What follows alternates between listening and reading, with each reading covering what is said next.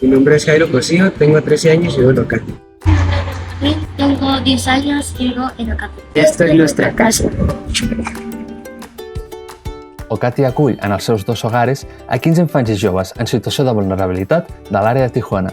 En nuestro cuarto y comparto con 3 compañeros. Y esta es mi cama. Y me gustan mucho los dinosaurios. Els ofereix una atenció integral per superar carències físiques, afectives i educatives.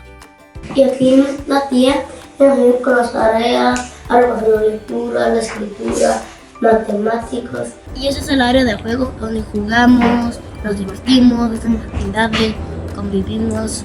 Es el área de la cocina donde preparamos los alimentos de día a día.